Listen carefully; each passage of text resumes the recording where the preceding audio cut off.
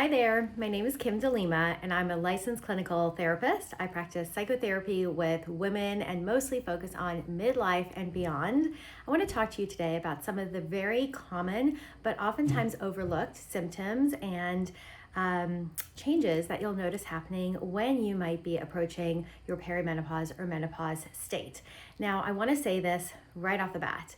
If you have felt as though things are changing and you just simply don't feel like yourself, that is one of the most commonly reported symptoms that women in midlife are stating to their practitioners. And this is happening because as hormones fluctuate, whether you're in perimenopause or menopause or even postmenopausal, you're going to be continuously having the ebbs and flows, not just in your hormones, but emotional states. If you think back to when you were a preteen or even a teenager, finally getting your menstrual cycle. You also noticed at the time that there were hormonal changes which equal mood swings. These are more often talked about in the stages of teen years, getting periods, as well as hormone changes in pregnancy. Somehow the conversation seems to slow down and we're not really identifying what is happening to women in the mental health space, but I feel like the conversation is changing. And I'm so excited that today I'm just going to highlight a few of the key elements that you can be aware of so that you can be more of an advocate for yourself in your phase of life and feel empowered, not to feel as though this is just the downhill spiral, but rather to let yourself know that it is expected to have new changes in not just physical, but emotional states. And if you understand them and you know what to look out for, you're going to be much more empowered to talk to a practitioner, whether it's a primary doctor, an OBGYN, a therapist, or a specialist in hormones, and let them know what is changing so that we can work together with you and best help you navigate those symptoms and not feel as if you might be overwhelmed or drowning in this phase of life. Something I want to point out is that as hormones change, especially in estrogen, that's when we notice the shifts in things like happiness equals serotonin, motivation, dopamine, as well as your sleep cycles. All these things are hormonally driven. A lot of times we have a lot of life happening at this stage of life. We might be working more or taking care of children in our home who are growing, either teenage years or heading off to college. Not only that, but we might be caring for elderly parents. This is a very common sandwich generation stage of life where we women are at the age of our 40s and 50s, and we are not just taking care of ourselves, but we are really sandwiched in the middle of childcare and elderly care as our parents are aging right now. So if you find yourself in the stage of life, hang in there. I promise you there are ways to make this feel more manageable. We do notice and see statistically that the increase of anxiety comes to women typically in their 40s. Now, even women who have never suffered from anxiety before are suddenly noticing, I feel these overwhelming intrusive thoughts. I feel like I can't sleep at night. My mind is racing. I'm wired but tired. All these things contribute to elevated anxiety, and what we typically see women doing is just trying to push through, white knuckle it, and what do most people do? They go for more caffeine. Instead of prioritizing more sleep or slowing down, they think that the answer is just keep pushing through, get that extra second or third cup of caffeine in the day, and just exhaust yourself.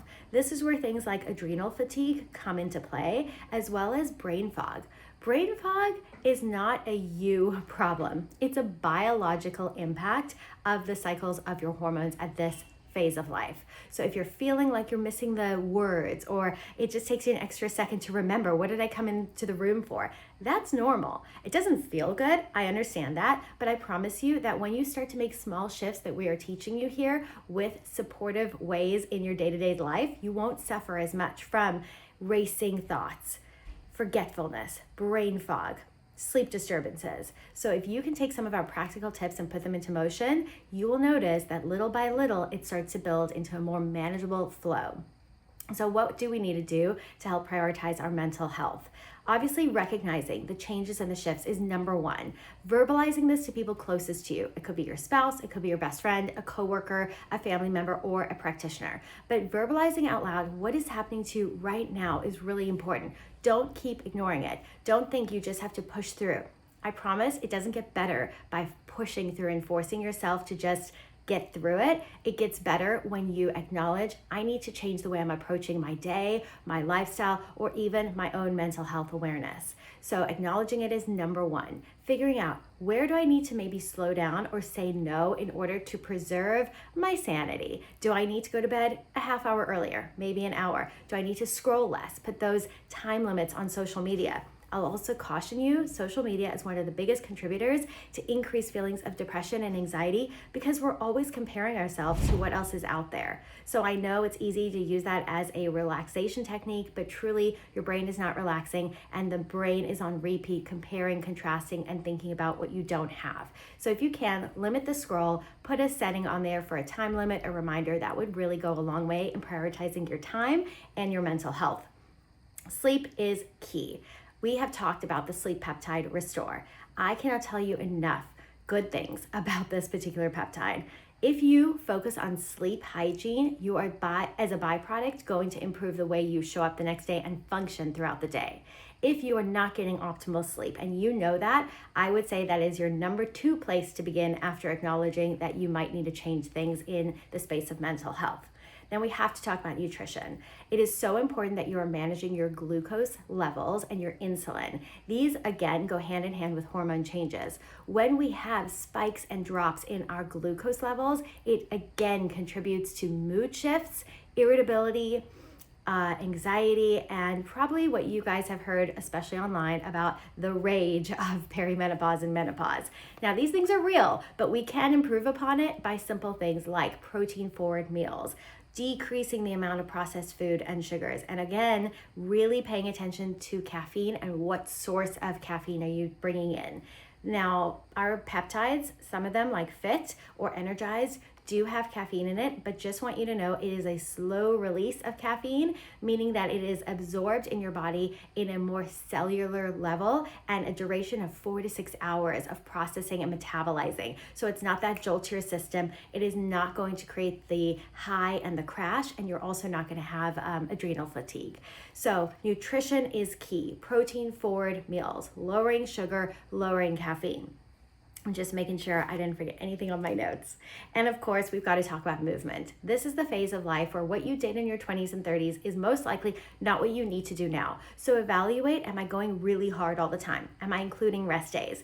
Am I getting results from what I'm doing? If the answer is no, it's okay. It's time to pivot. I want you to think about, this is the time in your life where you get to do a self-reflection and decide, where can I self-audit my behaviors, what's working, what's no longer getting me to where I want to go, and how can I make that pivot with support. That is so essential. We don't have to keep doing the same old thing and not get anywhere by doing it. It's okay to say, maybe that doesn't work for me anymore, but what can? So I just want to wrap up by encouraging you to know that mental health and therapy is not too expensive or too hard to access. There are some incredible websites that have come up through the pandemic that allow you now to input your insurance info, find a therapist on Zoom where you might be living in your state, and right away access the help. I promise you there are good practitioners on these websites. If you're interested in knowing which ones they are, I'll go ahead and put them in the comments below. And I just want you to know that help is available to you. We do see a rise in women in perimenopause and menopause really struggling with deep depression, high anxiety, and oftentimes even suicidal ideation. We really want to help support you and make sure that you don't get to that 10 out of 10 desperation level of feeling that things aren't the same anymore, you don't know yourself, and you're really hopeless. We are here to help you. We are here to educate you and to make sure that you know you're not alone, you're not the problem, and your body is not broken. There are ways to improve upon your current state of living, and I promise this decade and the next decade can still be joyful and filled with happiness and